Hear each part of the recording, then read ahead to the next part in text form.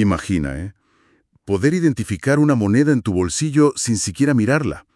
O saber exactamente dónde tienes el brazo aunque cierres los ojos. O incluso sentir esa vibración del móvil justo antes de que suene. ¿Alguna vez te detuviste a pensar cómo nuestro cuerpo hace todo eso? Parece casi automático. Sí, es fascinante, ¿verdad? Y todo eso es gracias a lo que llamamos sensibilidades somáticas, que no son los sentidos que siempre mencionamos, como la vista o el oído, sino ese sistema que recoge información táctil, de posición, temperatura, dolor, de todo el cuerpo, básicamente. Y hoy, justamente, vamos a hacer una exploración de eso. Nos vamos a basar en partes clave de un texto de fisiología bastante conocido, el Guyton y Hall, el capítulo 48, ¿verdad? Exacto. Queremos entender bien cómo percibimos el mundo con el tacto y cómo nuestro cerebro mantiene ese mapa interno, ¿no? De dónde está cada cosa. Justamente. La idea es desglosar un poco cómo se detectan estas sensaciones, cómo viajan las señales, cómo las interpreta el cerebro.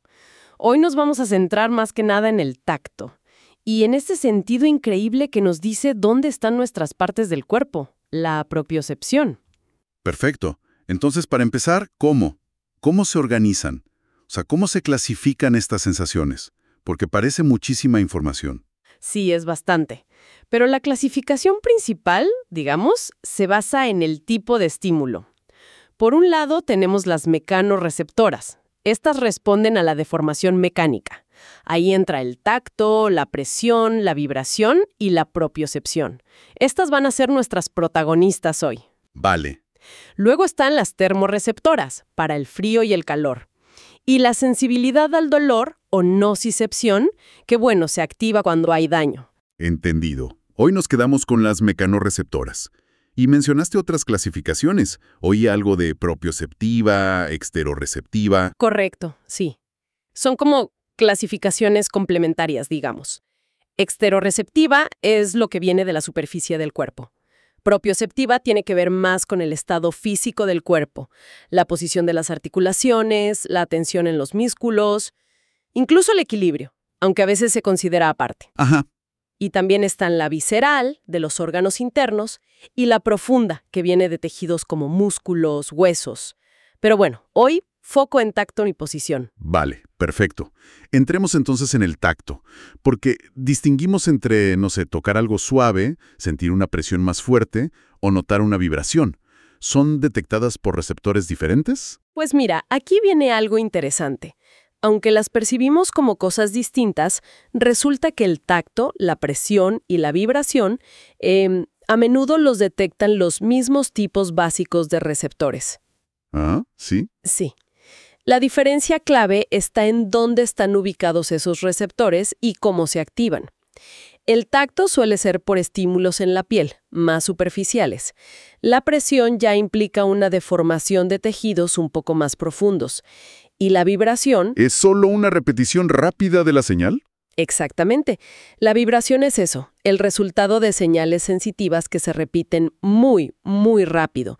Y sí, algunos receptores de tacto y presión la detectan, pero sobre todo lo hacen aquellos que se adaptan muy rápidamente, es decir, los que responden fuerte al inicio o al cambio, pero si el estímulo sigue igual, como que se callan. Entiendo. Entonces, ¿qué tipos de detectores tenemos en la piel?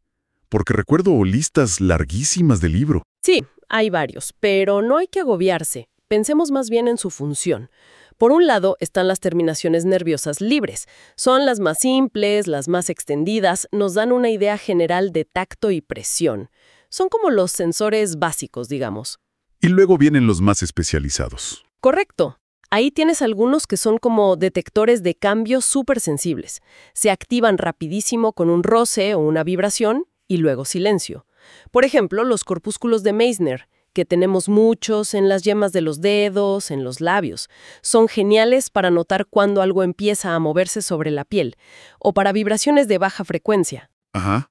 Y los corpúsculos de Pacini, que están más profundos, son los campeones de la vibración de alta frecuencia. Se adaptan casi instantáneamente. O sea, ¿esos son los que me permiten sentir la vibración del móvil en el bolsillo? Exactamente esos. Y por otro lado, tienes receptores que son más de informar continuamente. Los discos de Merkel, por ejemplo, se adaptan lentamente y nos dicen si algo sigue en contacto con la piel. Son clave para sentir texturas. Qué interesante. Y las terminaciones de Ruffini, también de adaptación lenta, más profundas, informan sobre presión mantenida, estiramiento de la piel, como cuando agarras algo fuerte, ¿sabes? Y también ayudan con la rotación de las articulaciones. Me gusta esa división. Detectores de cambio versus detectores de estado continuo. Muy claro. Y toda esta información viaja al cerebro, ¿no? ¿A qué velocidad va? La velocidad es fundamental. Y depende del tipo de información. Los receptores más especializados que mencionamos, Meissner, Pacini, Merkel, Ruffini y los de los pelos, usan unas autopistas rápidas. Son fibras nerviosas gruesas, con mielina, llamadas tipo A-beta. Transmiten entre 30 y 70 metros por segundo. Rapidísimo. ¡Wow! Y eso es vital para localizar algo con precisión o detectar cambios muy rápidos. Y las terminaciones libres, las más generales. Esas suelen usar vías más lentas. Algunas usan fibras tipo AD, que van de 5 a 30 metros por segundo, y otras, especialmente las que tienen que ver con el picor y el cosquilleo, usan las fibras tipo C, que son muy lentas, menos de 2 metros por segundo. Tiene lógica. La información más crítica o detallada necesita la vía rápida, mientras que sensaciones más generales o difusas, como un picor, pueden ir por una vía más lenta, que ocupa menos ancho de banda, digamos. Y hablando de picor y cosquilleo, ¿qué función tienen? A veces son molestos. Sí, son detectados por terminaciones libres muy sensibles, muy superficiales, y viajan por esas fibras lentas tipo C.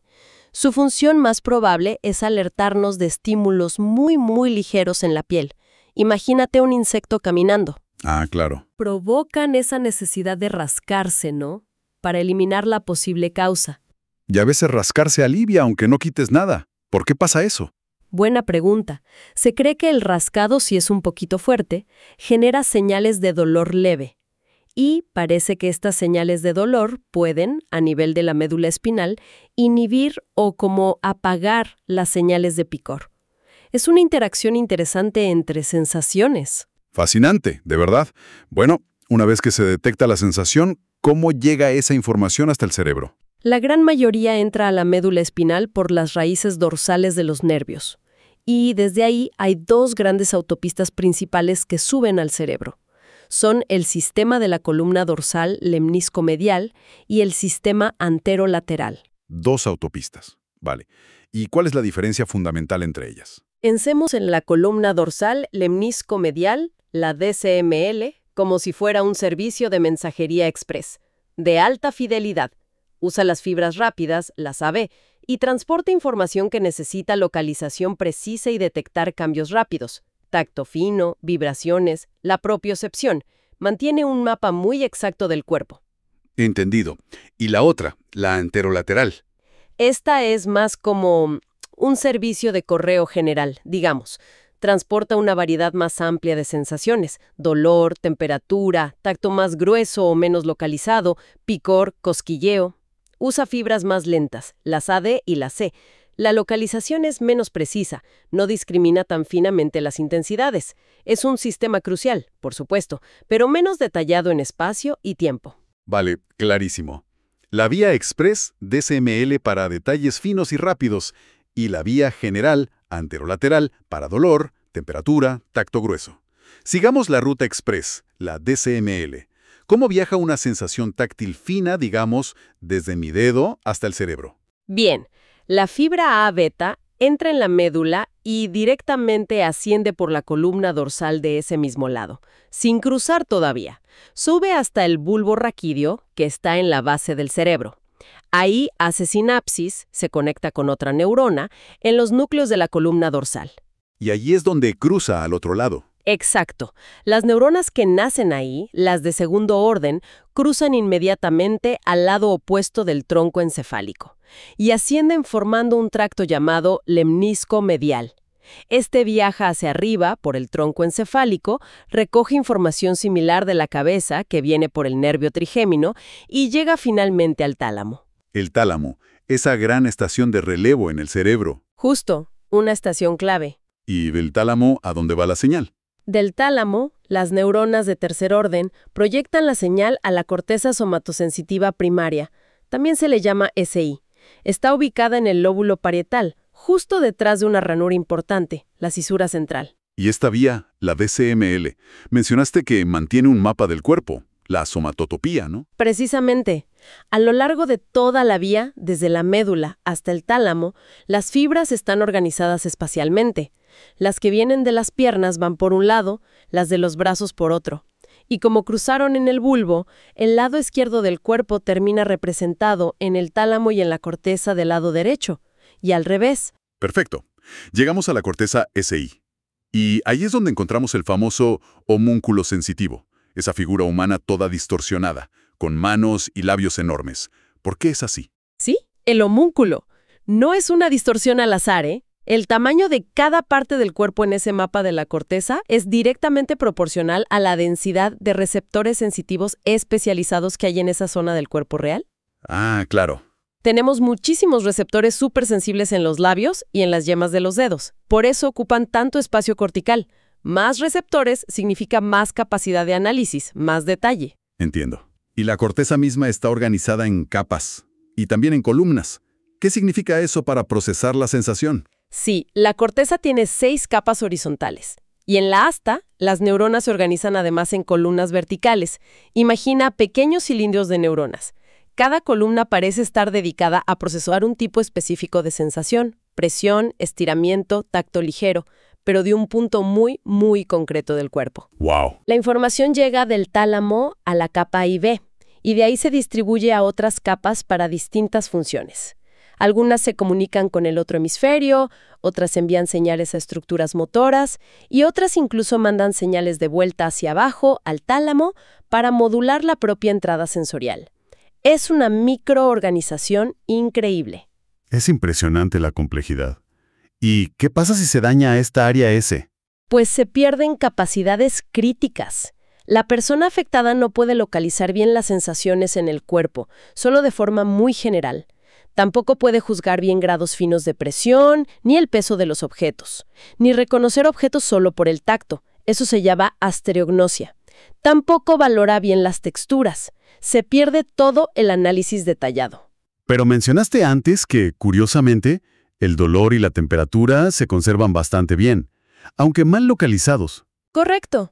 Eso sugiere que la percepción consciente básica del dolor y la temperatura, su cualidad e intensidad, depende más del tálamo y quizás otras áreas inferiores del cerebro. La corteza SI lo que añade es la localización precisa y el análisis fino, especialmente para las otras sensaciones mecanorreceptoras. Entiendo. ¿Y qué hay de las áreas que están justo detrás de SI? Las llamadas áreas de asociación somatosensorial. Mencionaste las áreas 5 y 7. Esas áreas son fascinantes. Van un paso más allá. Integran la información que llega de SI con otras áreas sensoriales, como la visual o la auditiva, y también con la memoria. Su función es descifrar un significado más complejo. Ya no es solo siento algo redondo, liso y frío, sino esto es una llave. Le dan sentido a la sensación. Y si se lesionan esas áreas, mencionaste algo llamado amorfosíntesis. Suena complicado. Es un fenómeno realmente llamativo, sí. Si se lesiona el área de asociación en un lado del cerebro, la persona no solo tiene problemas para reconocer objetos complejos con la mano del lado opuesto, sino que puede llegar a ignorar por completo ese lado de su propio cuerpo y del espacio que le rodea. Es como si esa mitad del mundo, incluyendo su propio cuerpo, dejara de existir para su conciencia. ¡Qué increíble! Sí, muestra lo crucial que es esta área para integrar la sensación en nuestra percepción global del yo y del entorno. Impresionante, de verdad.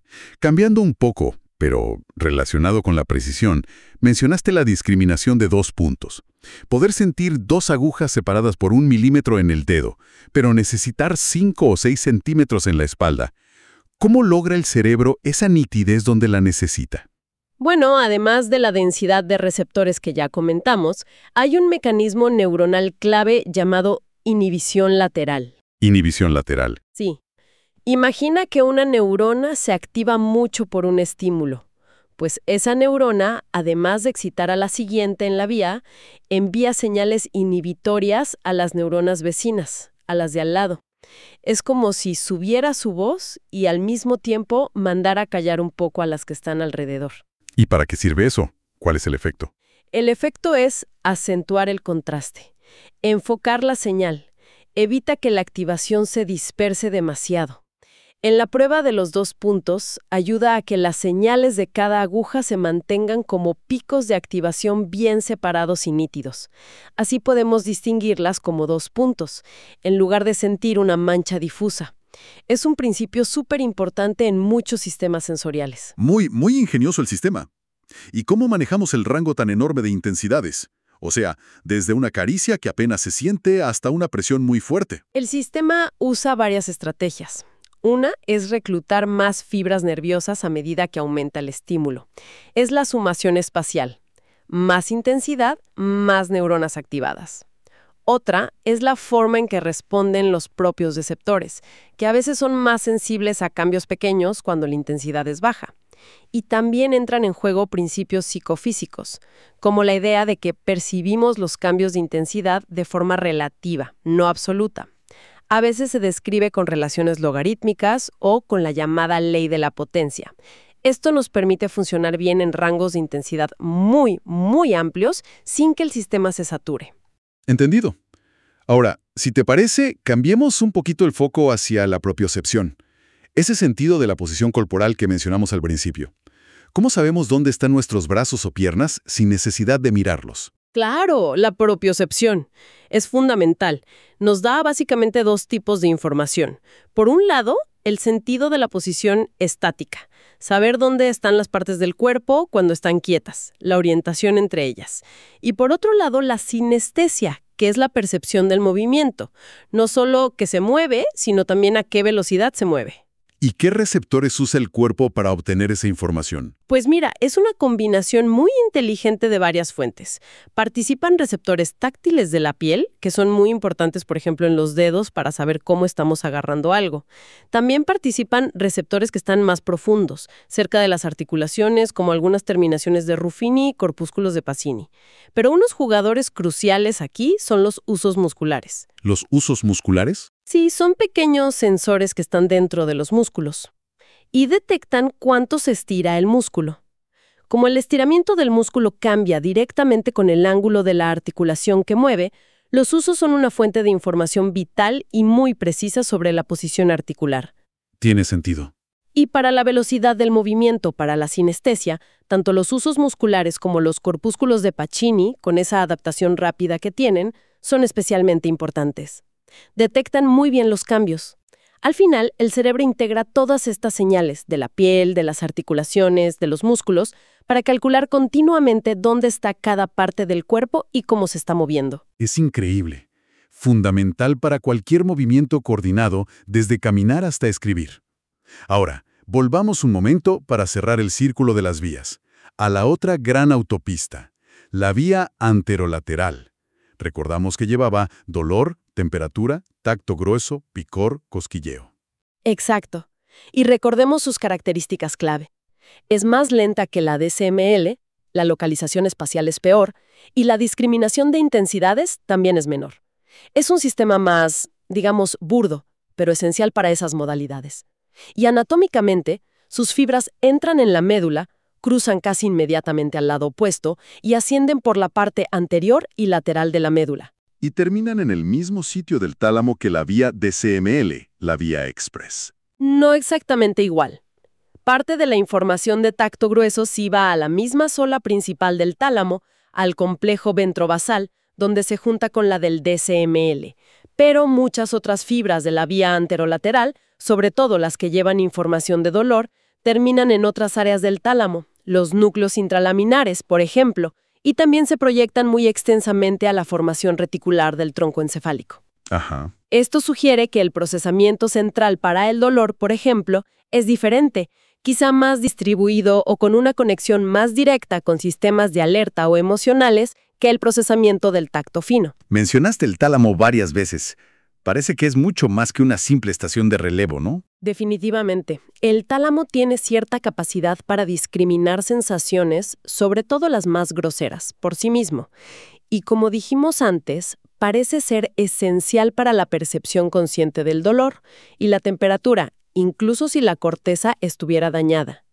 Actúa como un centro integrador muy importante antes de que la información llegue a la corteza para un análisis más detallado. Interesante. Y además, la corteza no solo recibe información, sino que también envía señales hacia abajo. Mencionaste las señales corticófugas. Así es, no es solo una vía de subida. La corteza envía constantemente señales de vuelta a las estaciones de relevo inferiores, al tálamo, al bulbo, a la médula espinal. Estas señales, llamadas corticófugas, son en su mayoría inhibitorias y sirven para controlar la propia entrada sensorial. ¿Cómo? ¿Para qué? Pues tienen varias funciones. Ayudan a enfocar la atención, a mejorar el contraste de forma similar a la inhibición lateral que comentamos y, muy importante, a ajustar la sensibilidad general del sistema. Evitan que el sistema se satire con demasiada información o que sea insensible a estímulos débiles. Es un control activo del cerebro sobre lo que decide escuchar del cuerpo. Es un sistema con autorregulación. Fascinante. Y ya para ir terminando, un concepto práctico que a veces se menciona, los dermatomas. Sí, los dermatomas. Un dermatoma es, básicamente, el área de piel que está inervada por las fibras sensitivas de un solo nervio espinal, de una sola raíz dorsal. Existe un mapa bastante conocido que muestra estos dermatomas cubriendo todo el cuerpo, como franjas, más o menos. ¿Y para qué sirve ese mapa? Bueno, aunque hay bastante solapamiento entre dermatomas vecinos, este mapa es muy útil en medicina, sobre todo en neurología. Permite localizar a qué nivel de la médula espinal puede estar una lesión, simplemente observando el patrón de pérdida de sensibilidad que tiene el paciente en la piel. Si falla la sensibilidad en un dermatoma específico, te orienta sobre qué nervio o qué nivel medular está afectado. Muy útil clínicamente, entonces. Muy bien. Creo que hemos hecho un recorrido bastante completo, ¿no? Empezamos con los receptores en la piel y articulaciones, seguimos las dos grandes vías, la rápida y precisa, la DSML, y la más general, la anterolateral, hasta llegar a la corteza cerebral. Vimos cómo se crean esos mapas detallados como el homúnculo y cómo se interpreta el significado de las sensaciones en las áreas de asociación. Hablamos de mecanismos clave como la inhibición lateral para la nitidez, cómo se codifica la intensidad, también la importancia crucial de la propiocepción para saber dónde está nuestro cuerpo. Y este último punto, cómo el cerebro modula activamente la información que recibe. Sí, es un sistema de una complejidad y una eficiencia realmente asombrosas. Y lo más increíble es que opera constantemente, en segundo plano, permitiéndonos interactuar con el mundo y ser conscientes de nuestro cuerpo. La mayor parte del tiempo ni siquiera nos damos cuenta de la increíble maquinaria neuronal que está trabajando para que todo eso sea posible. Totalmente de acuerdo. Y para dejar a nuestra audiencia pensando un poco, sabiendo que tenemos estas dos grandes vías de transmisión, una súper rápida y precisa para el tacto fino y la posición, y otra más lenta y general para el dolor, la temperatura, el picor, ¿cómo creen que esta diferencia en la calidad de la transmisión, en la velocidad y la precisión, podría afectar no solo nuestros tiempos de reacción, sino la cualidad misma de lo que sentimos? O sea, es la experiencia de sentir una textura suave, que viaja por esa autopista express, intrínsecamente diferente a la de sentir, por ejemplo, un pinchazo doloroso, que usa la vía más lenta. Más allá de lo obvio de si duele o no, ¿hay algo en la propia naturaleza de la señal que cambia la experiencia? Ahí queda la pregunta para reflexionar.